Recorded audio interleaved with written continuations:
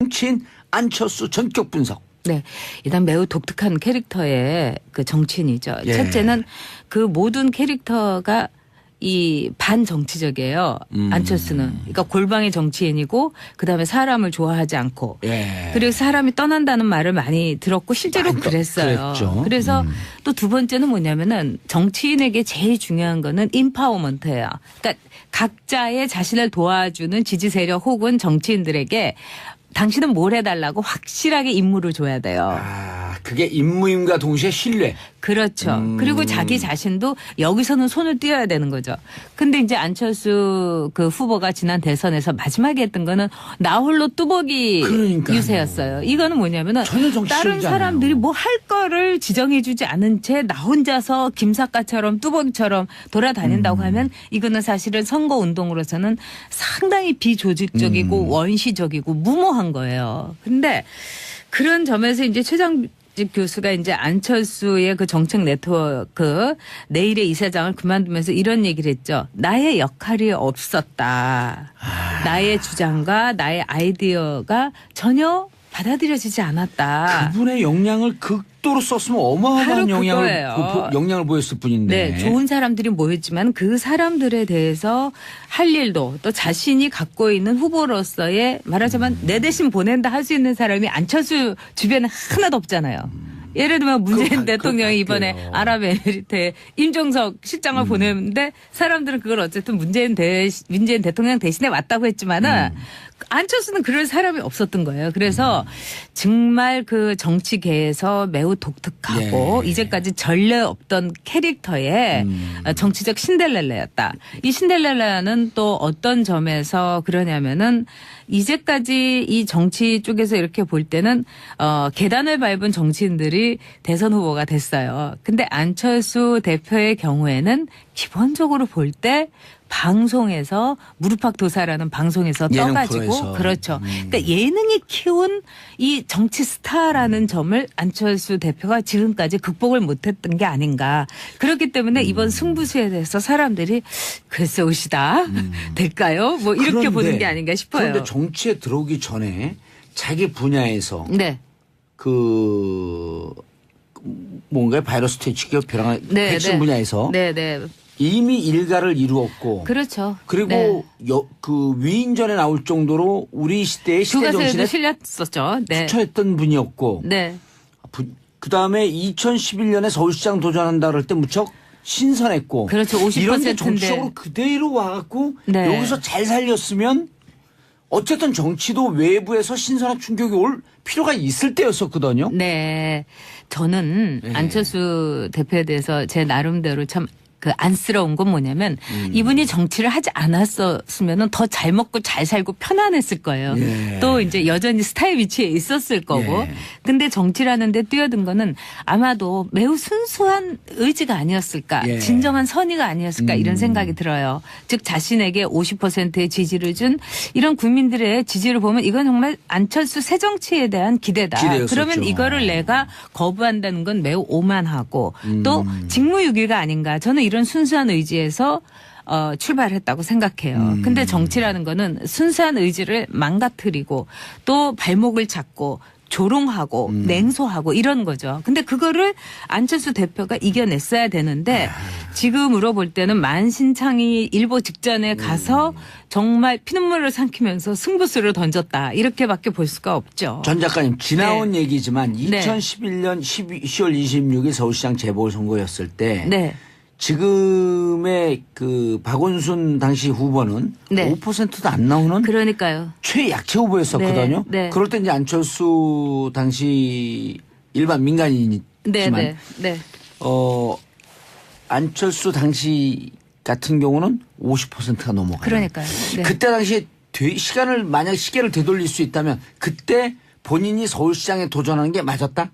저는 맞았다고 생각해요. 그렇지만 이제 또 한편으로는 안철수라는 한 개인이 볼 때 우리 정치에서 늘 지지율 싸움으로 할 때 그거를 부시고 싶었던 것도 자기의 새 정치라고 생각했을 거예요. 즉 5%의 지지에 대해서 50%가 양보하고 물러선다는 것도 어떻게 보면은 안철수가 갖고 있던 어떤 새로운 정치의 모습이었기 때문에 오히려 유권자들은 그때 열광했죠. 그래서 삽시간에 순식간에 눈을 떠보니까 대선 후보가 돼버린 거예요. 근데 그 대선에서도 이제 당시에 문재인 후보에게 이제 양보를 했었는데 이런 양보의 정치에 대해서 열광했던 유권자들을 잡아두려면 어떤 게 있어야 되냐?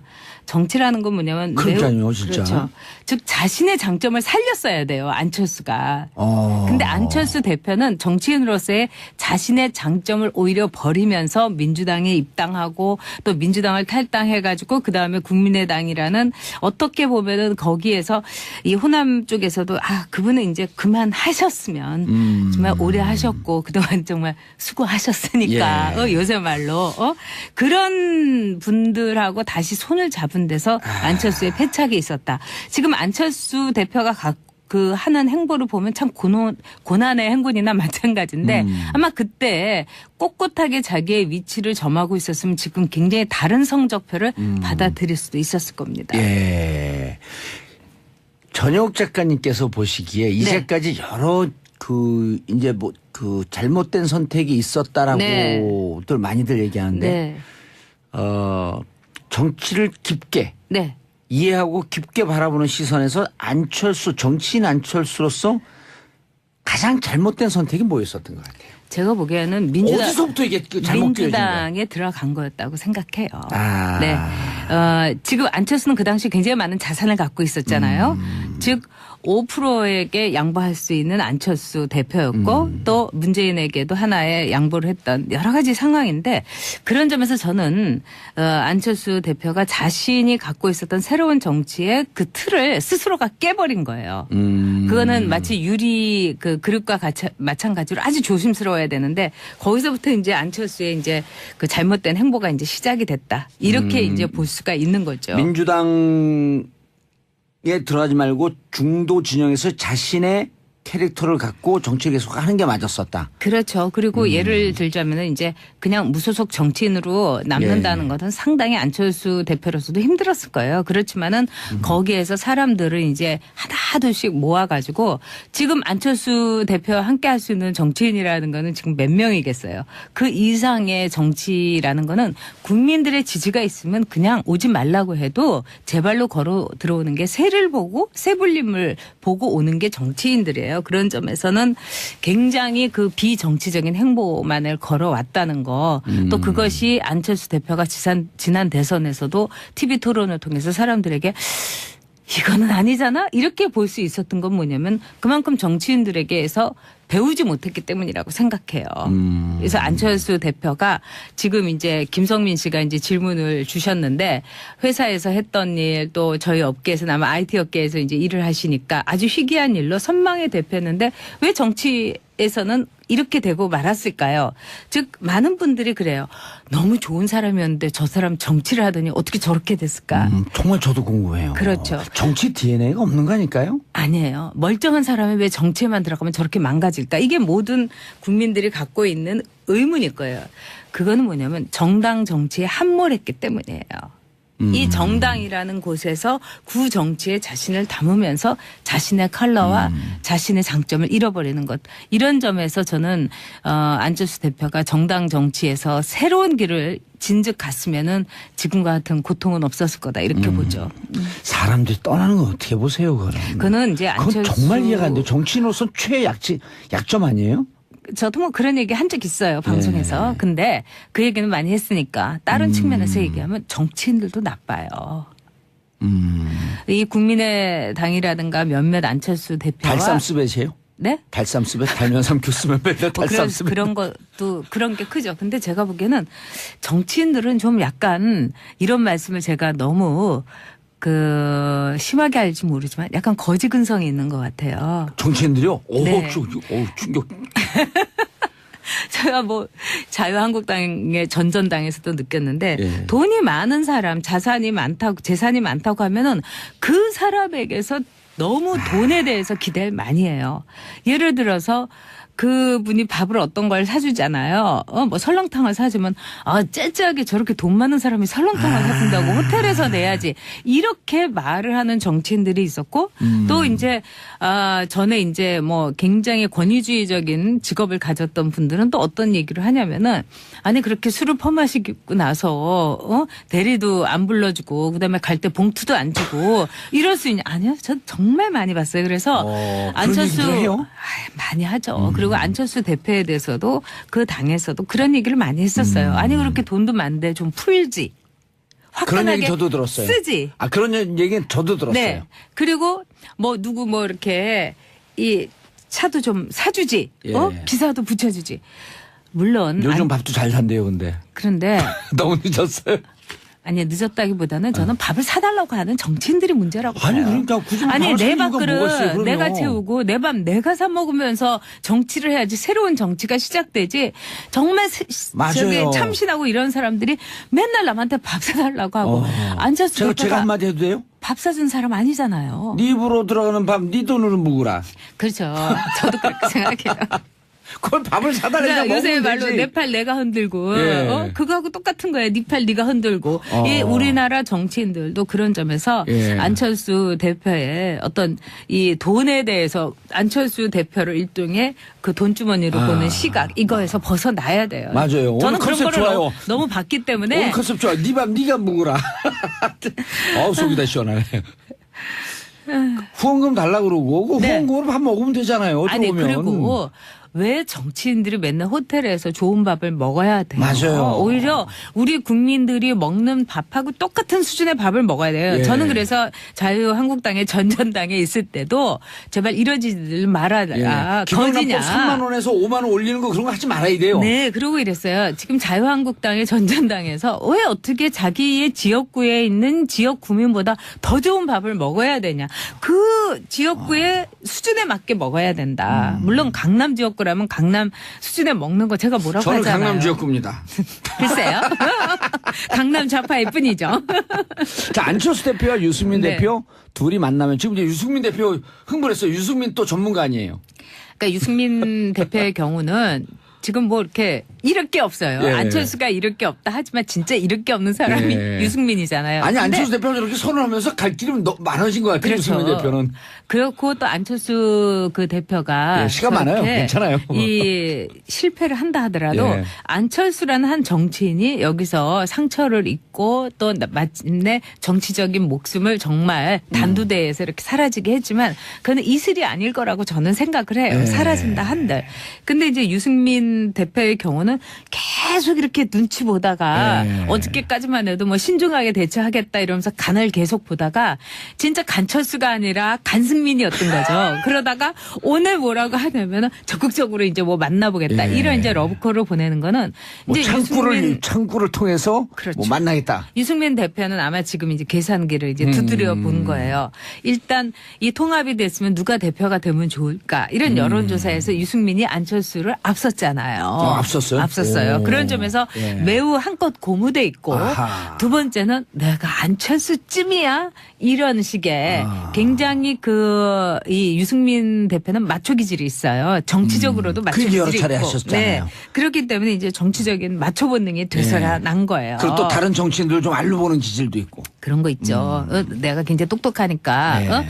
그렇기 때문에 안철수 대표의 이런 행보에 대해서 지금 안철수 대표가 자신을 던졌기 때문에 내가 이렇게 가만히 있다가는 정치라는 거는 행동하는 사람의 것이에요. 맞아요. 언제 뒤집힐지 모르는 거예요, 그러니까 이게. 수동태로 있다간 이러다가 내가 또 이렇게 또 여론조사라는 건 언제 또 뒤집힐지 모르는 거니까 지금 빨리 깃발을 꽂아야 되겠다. 예. 이래가지고 오늘 강력한 멘트를 했더라고요. 적극적으로 이제 한번 우리 합당에 대해서 절차도 알아보자 이러는데 정치는 제가 맨날 다큐라고 하면서 예능이 아니라고 하는데 일단 드라마라는 점에 있어서 누가 더 드라마틱하게 예. 정치적인 행보를 가느냐 이런 점에서는 지금 안철수가 상당히 앞서 있다 이렇게 보고 있어요. 예, 통합 반대파인 박지원 전 대표가 네. 3, 4등이 합동하면 꼴등 된다.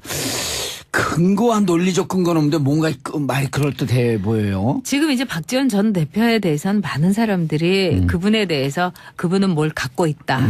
또 그분은 뭐가 풍부하다.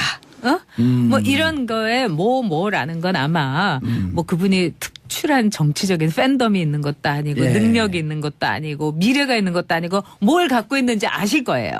그런 점에서 박지원 대표에 대해서 만만치 않게 보는 건 사실이죠. 그러나 제가 보기에는 이제 정치인이 자기 소명을 다해야 될 때가 있어요. 예. 그 중에 하나가 사라져 주는 거예요. 네? 사라져 주는 거. 그 전에 그 저는 호남을 위해서 이분이 좀 사라져 주셨으면 좋겠어요. 아니 17대를 끝나고 그만둔 네. 김용갑 의원인가요? 네. 삼선하고 네. 떠난 분. 네. 여의도 보면서 나 할 만큼 다 했다. 이게 무슨 마르고 닳도록 대를 이어서 할 직업이냐 하면서 던졌을 때 그분이 우리 솔직히 말씀드리면 좌파나 진보 중에서 보수 꼴통이라고 표현했었거든요. 네. 근데 떠날 때 깔끔하게 떠나는 모습을 보면서 이미지가 이제 완전히 그럼요. 틀려지더라고. 그리고 국회에서도 그분하고 같이 상임위를 했던 김영갑 씨 분은 맞죠? 김영갑 의원 다 저기 그때 열린우리당 의원들조차도 굉장히 좋아했어요. 왜냐하면 같이 상임위를 해보면 네 10분 전에 딱 와서 있으시고 그다음에 아주 깔끔한 분이에요. 멋진 모습이었어요. 네. 지나 보면. 그리고 이제 김영갑 의원하고 저거는 참 잘 지냈는데 나중에 이제 제가 박근혜 그 전 대통령한테 등을 돌려서 저를 무지무지 미워하셨어요. 박근혜 대통령하고 또 친했나요? 그분하고? 아우 그분은 대단한 그 박근혜 친박. 네 그렇지만은 그분이 최근 들어서 인터뷰를 하면서 내가 국민들에게 면목이 없다. 박근혜를 지지했기 때문에 그리고 오, 그런 이럴 얘기도 줄 했어요? 몰랐다. 오. 그럼요. 그래서 처절한 어떤 반성문을 쓰셨는데 저는 그런 것이 노 정치인의 모습이라고 생각해요. 노 정치인은 사라져 줄 때를 알아야 되는 거예요. 안철수 대표 마지막 이제 권력을 줄일 수 있을까요? 아마 힘들 겁니다. 그러나 유승민은요? 거기는 절대로 안 되고요. 신선했고 그렇죠. 50% 이런데 인데. 정치적으로 그대로 와갖고 네. 여기서 잘 살렸으면 어쨌든 정치도 외부에서 신선한 충격이 올 필요가 있을 때였었거든요. 네. 저는 안철수 대표에 대해서 제 나름대로 참 그 안쓰러운 건 뭐냐면 이분이 정치를 하지 않았었으면은 더 잘 먹고 잘 살고 편안했을 거예요. 예. 또 이제 여전히 스타의 위치에 있었을 거고. 예. 근데 정치를 하는데 뛰어든 거는 아마도 매우 순수한 의지가 아니었을까. 예. 진정한 선의가 아니었을까 이런 생각이 들어요. 즉 자신에게 50%의 지지를 준 이런 국민들의 지지를 보면 이건 정말 안철수 새 정치에 대한 기대다. 기대였었죠. 그러면 이거를 내가 거부한다는 건 매우 오만하고 또 직무유기가 아닌가. 저는 이런 순수한 의지에서 출발했다고 생각해요. 근데 정치라는 거는 순수한 의지를 망가뜨리고 또 발목을 잡고 조롱하고 냉소하고 이런 거죠. 근데 그거를 안철수 대표가 이겨냈어야 되는데 지금으로 볼 때는 만신창이 일보 직전에 가서 정말 피눈물을 삼키면서 승부수를 던졌다. 이렇게밖에 볼 수가 없죠. 전 작가님 지나온 네. 얘기지만 네. 2011년 10월 26일 서울시장 재보궐선거였을 때 네. 지금의 그 박원순 당시 후보는 네. 5%도 안 나오는 그러니까요. 최약체 후보였었거든요. 네, 네. 그럴 때 이제 안철수 당시 일반 또 자신이 갖고 있는 후보로서의 말하자면 내 대신 보낸다 할 수 있는 사람이 안철수 주변에 하나도 없잖아요.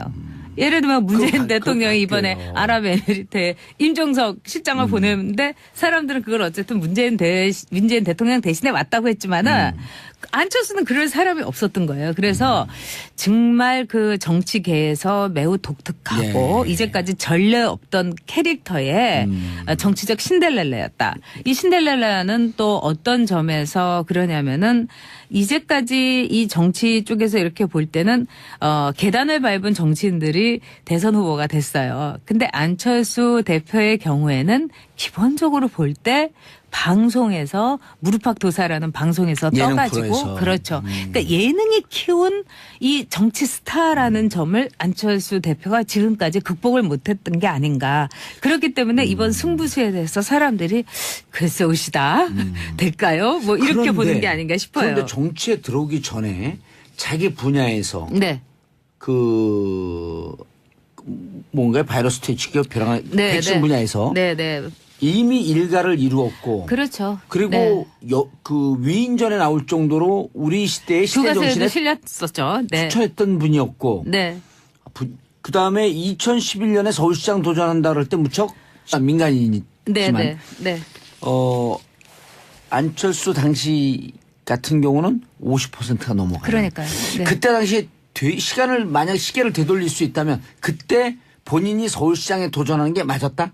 저는 맞았다고 생각해요. 그렇지만 이제 또 한편으로는 안철수라는 한 개인이 볼 때 우리 정치에서 늘 지지율 싸움으로 예. 할 때 그거를 부시고 싶었던 것도 자기의 새 정치라고 생각했을 거예요. 즉 5%의 지지에 대해서 50%가 양보하고 물러선다는 것도 어떻게 보면은 안철수가 갖고 있던 어떤 새로운 정치의 모습이었기 때문에 오히려 유권자들은 그때 열광했죠. 그래서 삽시간에 순식간에 눈을 떠보니까 대선 후보가 돼버린 거예요. 근데 그 대선에서도 이제 당시에 문재인 후보에게 이제 양보를 했었는데 이런 양보의 정치에 대해서 열광했던 유권자들을 잡아두려면 어떤 게 있어야 되냐. 정치라는 건 뭐냐면 그러니까요, 진짜. 그렇죠. 즉 자신의 장점을 살렸어야 돼요. 안철수가. 근데 안철수 대표는 정치인으로서의 자신의 장점을 오히려 버리면서 민주당에 입당하고 또 민주당을 탈당해가지고 그다음에 국민의당이라는 어떻게 보면은 거기에서 이 호남 쪽에서도 그분은 이제 그만하셨으면 정말 오래 하셨고 그동안 정말 수고하셨으니까 예. 요새 말로 그런 분들하고 다시 손을 잡은 데서 안철수의 패착이 있었다. 지금 안철수 대표가 그 하는 행보를 보면 참 고난의 행군이나 마찬가지인데 아마 그때 꼿꼿하게 자기의 위치를 점하고 있었으면 지금 굉장히 다른 성적표를 받아들일 수도 있었을 겁니다. 예. 전혁 작가님께서 보시기에 이제까지 여러 이제 잘못된 선택이 있었다라고들 많이들 얘기하는데 네. 정치를 깊게 네. 이해하고 깊게 바라보는 시선에서 정치인 안철수로서 가장 잘못된 선택이 뭐였었던 것 같아요? 제가 보기에는 어디서부터 이게 잘못 끼어진 거예요? 민주당에 들어간 거였다고 생각해요. 아. 네. 지금 안철수는 그 당시 굉장히 많은 자산을 갖고 있었잖아요. 즉 5%에게 양보할 수 있는 안철수 대표였고 또 문재인에게도 하나의 양보를 했던 여러 가지 상황인데 그런 점에서 저는 안철수 대표가 자신이 갖고 있었던 새로운 정치의 그 틀을 스스로가 깨버린 거예요. 그거는 마치 유리 그릇과 마찬가지로 아주 조심스러워야 되는데 거기서부터 이제 안철수의 이제 그 잘못된 행보가 이제 시작이 됐다. 이렇게 이제 볼 수가 있는 거죠. 민주당에 들어가지 말고 중도 진영에서 자신의 캐릭터를 갖고 정치를 계속하는 게 정치인 안철수 전격 분석. 네. 일단 매우 독특한 캐릭터의 그 정치인이죠. 예. 첫째는 그 모든 캐릭터가 이 반정치적이에요. 안철수는. 그러니까 골방의 정치인이고 그다음에 사람을 좋아하지 않고 예. 그리고 사람이 떠난다는 말을 많이 들었고 실제로 그랬어요. 그랬죠. 그래서 또 두 번째는 뭐냐면은 정치인에게 제일 중요한 거는 인파워먼트예요. 그러니까 각자의 자신을 도와주는 지지 세력 혹은 정치인들에게 당신은 뭘 해달라고 확실하게 임무를 줘야 돼요. 그게 임무임과 동시에 신뢰. 그렇죠. 그리고 자기 자신도 여기서는 손을 띄어야 되는 거죠. 근데 이제 안철수 그 후보가 지난 대선에서 마지막에 했던 거는 나 홀로 뚜벅이 그러니까요. 유세였어요. 이거는 뭐냐면은 전혀 정치적이잖아요. 다른 사람들이 뭐 할 거를 지정해주지 않은 채 나 혼자서 김사과처럼 뚜벅이처럼 돌아다닌다고 하면 이거는 사실은 선거 운동으로서는 상당히 비조직적이고 원시적이고 무모한 거예요. 근데 그런 점에서 이제 최장 교수가 이제 안철수의 그 정책 네트워크 내일의 이사장을 그만두면서 이런 얘기를 했죠. 나의 역할이 없었다. 나의 주장과 나의 아이디어가 전혀 받아들여지지 않았다. 그분의 역량을 극도로 썼으면 어마어마한 바로 영향을 보였을 뿐인데. 네, 좋은 사람들이 모였지만 그 사람들에 대해서 할 일